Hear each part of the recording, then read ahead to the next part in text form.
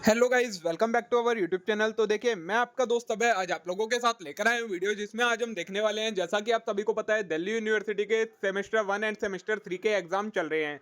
तो दिल्ली यूनिवर्सिटी के जो भी सेमेस्टर 3 के स्टूडेंट हैं, उन सभी के पास एक सब्जेक्ट है बिजनेस मैथमेटिक्स का, जिसका अब उनका एग्जाम बहुत ज़्यादा नियर है उन स्टूडेंट्स का।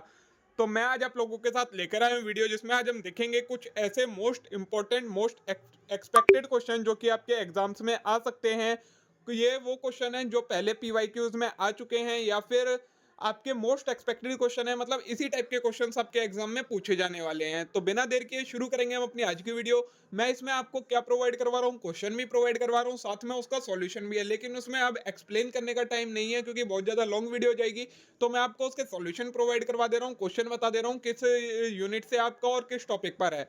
तो आप उसे सॉल्व करिएगा। अगर फिर भी कोई डाउट आता है तो आप मेरे को कमेंट करके बताइएगा, मैं वहां पर आपका डाउट सॉल्व कर दूंगा। तो चलिए बिना देर किए शुरू करेंगे हम अपनी आज की वीडियो और देखेंगे इन सभी मोस्ट इंपॉर्टेंट क्वेश्चंस को। तो देखिए, फर्स्ट क्वेश्चन है आपका, a firm produce three product P1 P2 P3। क्या करना है आपको, using matrix notation find the total requirement of each material per unit cost of production और टोटल कॉस्ट ऑफ प्रोडक्शन। ये सारी चीजें आपको कैलकुलेट करनी है। देखिए, इसका पूरा सॉल्यूशन आपको दिया गया है, ठीक है। ये यहीं तक आएगा इसका सॉल्यूशन। जब आप इसे सॉल्व करेंगे तो आपका इसका आंसर निकल के आएगा।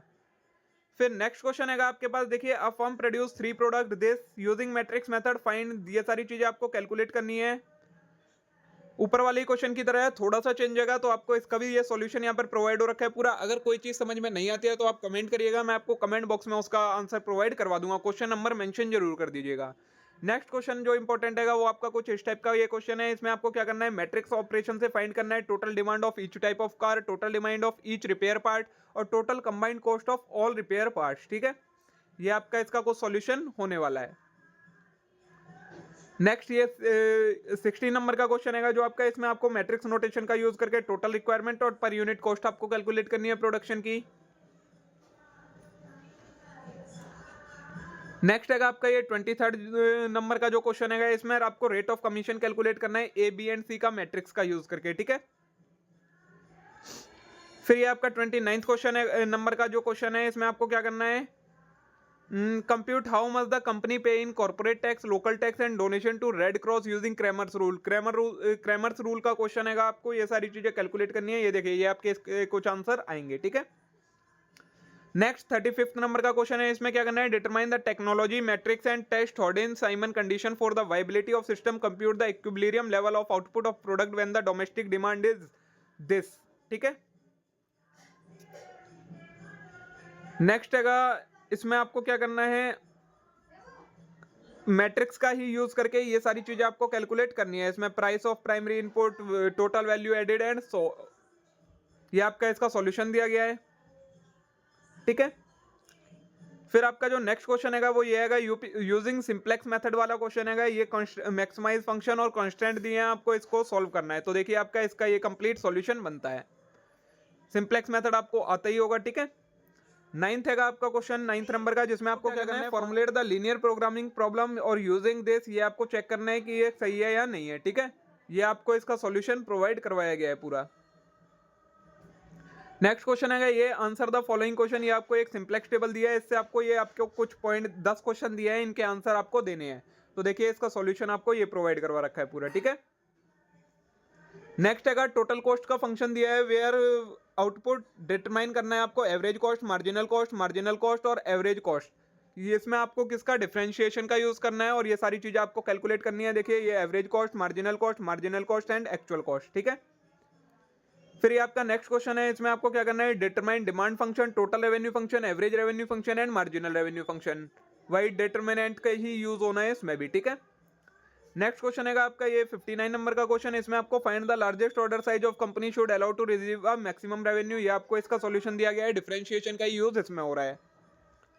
नेक्स्ट है, द प्रोडक्शन फंक्शन आपको दिया है और आपको कैलकुलेट करना है number of unit of input, maximum value of marginal product और verify average product is maximum it is equal to marginal product. तो इसमें भी आपका डिफरेंशिएशन का यूज करके सारी चीजें ये निकल रही हैं। फॉर्मूलाज मैंने आपको बता ही रखे हैं, जो फॉर्मूला वाली वीडियो है उसमें कवर करवा रखे हैं, ठीक है। नेक्स्ट क्वेश्चन है ये आपका 33 आई थिंक नंबर का क्वेश्चन है, इसमें आपको क्या बोला है, find the optimum time for replacement of machine, ठीक है। ये आपको इसका सॉल्यूशन प्रोवाइड करा गया, ऑप्टिमम टाइम आपको कैलकुलेट करना है। ये आपका 92 आई थिंक नंबर का क्वेश्चन है। इसमें क्या बोला है आपसे, find how much can company save if by according to economic order quantity. ये आपका कैलकुलस का ही क्वेश्चन है, कैलकुलस का यूज करके ये आपको कैलकुलेट करना है, ठीक है। ये आपका इसका सॉल्यूशन दिया गया है। नेक्स्ट क्वेश्चन है आपका, इसमें क्या बोला है, determine the number of component company should order, number of order per year and the total annual cost of inventory. ये सारी चीज आपको कैलकुलेट करनी है। देखिए आपका ये सॉल्यूशन दिया गया है, ठीक है। सब में इसमें ये कैलकुलस वाले हैंगे क्वेश्चन, कैलकुलस का यूज हो रहा है सारी चीजों में, ठीक है। फिर नेक्स्ट है, if the marginal cost function is given find the fixed cost and average cost of 7 unit. अब आपको मार्जिनल कॉस्ट का फंक्शन दिया है तो आपको फिक्स्ड कॉस्ट और एवरेज कॉस्ट कैलकुलेट करनी है। कैसे करोगे, तो इसमें इंटीग्रेशन का यूज होना है आपका, और इसको सॉल्व करके आपका आंसर आना है, ठीक है। नेक्स्ट है आपका ये 20 नंबर का क्वेश्चन। इसमें क्या बोला है, आपको इंटीग्रेशन का ही यूज करके for how many year the machine profitable और नेट अर्निंग जनरेटेड, ये सारी चीजें आपको कैलकुलेट करनी है। ये आपको इसका सॉल्यूशन दिया गया है, ठीक है। नेक्स्ट है आपका 25 नंबर का क्वेश्चन। इसमें क्या पूछा है आपसे, find corresponding demand function if quantity demand is it where the price is 2। तो आपको डिमांड फंक्शन कैलकुलेट करना है सेम इंटीग्रेशन और डिफरेंशिएशन का यूज करके, और जो आपको फॉर्मूला बताया था मैंने, ठीक है। नेक्स्ट क्वेश्चन है, if supply function is this find the producer surplus. Producer surplus करना है, फाइंड करना है आपको इंटीग्रेशन मेथड से।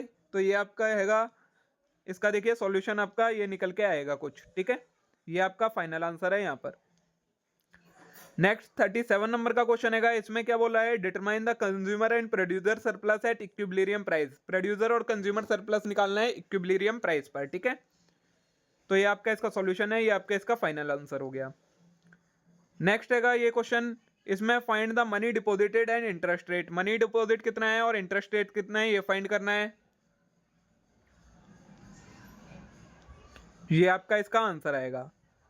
नेक्स्ट है find the balance after 3 years. तो ये आपका बैलेंस निकल कर आएगा। ये आपका कौन सा मैथमेटिक फाइनेंस वाली यूनिट है, वो शुरू हो गई है, ठीक है। नेक्स्ट है find each of the following amount to be accumulate. कितनी अमाउंट एक्यूमुलेट होगी इतने इतने टाइम के बाद, ये कैलकुलेट करना है आपको। कुछ कंडीशन दिए हैं, 5 इसके सॉल्यूशन होंगे, first, second, third, fourth and fifth. ये आपका यहाँ तक आंसर फाइनल हो जाता है, ठीक है।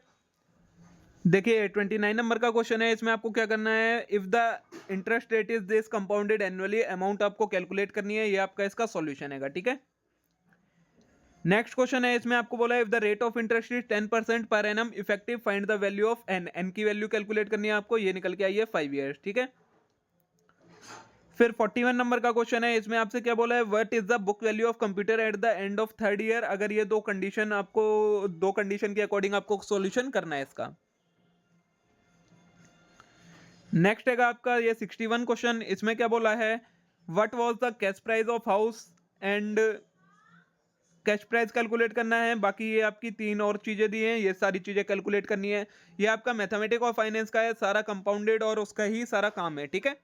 और देखिए इसी के साथ आपकी जो ये इंपॉर्टेंट क्वेश्चन वाली वीडियो है ये यहाँ पर खत्म होती है। यही इंपॉर्टेंट क्वेश्चन जो मेरे को लगे थे मोस्ट एक्सपेक्टेड क्वेश्चन होंगे, जिस टाइप के क्वेश्चन आपके एग्जाम में आते हैं, वो सारे मैंने आपको दे दिए हैं, प्रोवाइड कर दिए हैं, उसके सॉल्यूशन दे दिए हैं। अब आपको अगर इसमें कहीं पर भी कोई डाउट आता है तो आप क्वेश्चन नंबर मेंशन करके आप मेरे को कमेंट में मेंशन करना, मैं वहाँ पर आपको उसका सॉल्यूशन प्रोवाइड कर दूंगा। वीडियो अच्छी लगी हो तो वीडियो को लाइक जरूर कर दें, चैनल को जरूर सब्सक्राइब कर लें, और बस इतना ही कहूँगा, एक बार इन क्वेश्चंस को जरूर प्रैक्टिस कर लें एग्जाम में जाने से पहले। तो चलिए अब हम मिलते हैं नेक्स्ट वीडियो में। Thank you.